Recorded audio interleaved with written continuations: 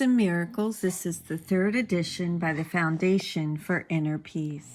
Thank you for joining with me. We are on chapter 23, The War Against Yourself, and this is section 2, The Laws of Chaos, picking up on paragraph 15. These do not seem to be the goals of chaos, for by the great reversal they appear to be the laws of order. How could it not be so? Chaos is lawlessness and has no laws.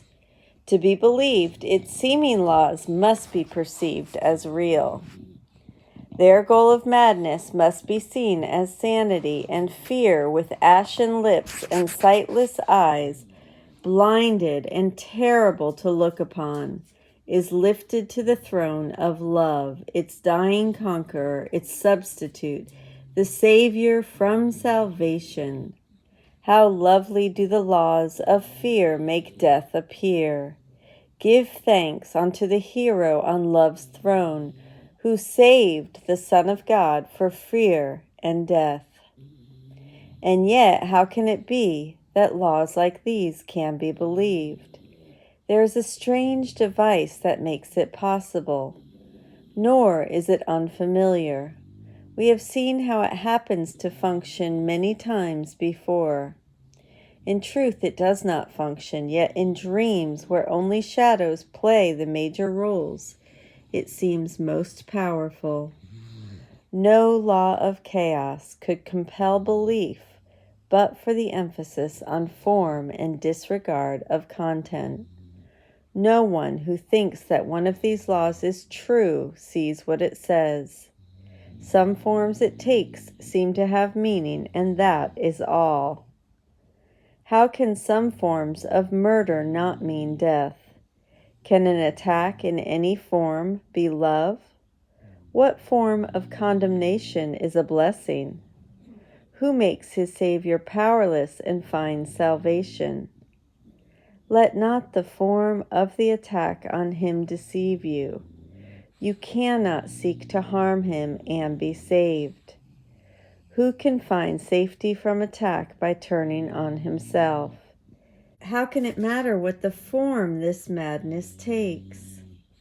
Is it a judgment that defeats itself, condemning what it says it wants to save? Be not deceived when madness takes a form you think is lovely. What is intent on your destruction is not your friend. You would maintain and think it true that you do not believe these senseless laws nor act upon them. And when you look at what they say, they cannot be believed. Brother, you do believe them, for how else could you perceive the form they take with content such as this? Can any form of this be tenable? Yet you believe them for the form they take and do not recognize the content. It never changes. Can you paint rosy lips upon a skeleton, dress it in loveliness, pet it and pamper it, and make it live? And can you be content with an illusion that you are living? There is no life outside of heaven. Where God created life, there life must be. In any state apart from heaven, life is an illusion. At best it seems like life, at worst like death. Yet both are judgments on what is not life, equal in their inaccuracy and lack of meaning. Life not in heaven is impossible, and what is not in heaven is not anywhere. Outside of heaven, only the conflict of illusion stands, senseless, impossible, and beyond all reason, and yet perceived as an internal barrier to heaven. Illusions are but forms, their content is never true. The laws of chaos govern all illusions. Their forms conflict, making it seem quite impossible to value some above the others. Yet each one rests as surely on the belief the laws of chaos are the laws of order as do the others. Each one upholds these laws completely, offering a certain witness that these laws are true. The seeming gentler forms of the attack are no less certain in their witnessing or their results. Certain it is illusions will bring fear because of the beliefs that they imply, not for their form. And lack of faith and love in any form attests to chaos as reality. From the belief in sin, the faith in chaos must follow. It is because it follows that it seems to be a logical conclusion, a valid step in ordered thought. The steps to chaos do follow neatly from their starting point.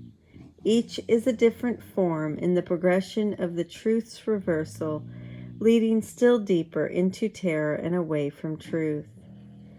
Think not one step is smaller than the other, nor that return from one is easier. The whole descent from hell lies in each one, and where your thinking starts, there must it end.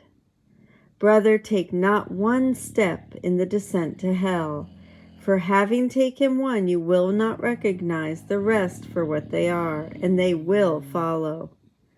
Attack in any form has placed your foot upon the twisted stairway that leads from heaven. Yet any instant it is possible to have all this undone. How can you know whether you chose the stairs to heaven or the way to hell? Quite easily. How do you feel? Is peace in your awareness? Are you certain which way you go? And are you sure the goal of heaven can be reached?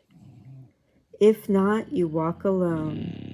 Ask then your friend to join with you and give you certainty of where you go. And that is the conclusion of section 2 in chapter 23. Thank you so much for joining with me. I will see you tomorrow. I love you. Have a wonderful day. Thank you.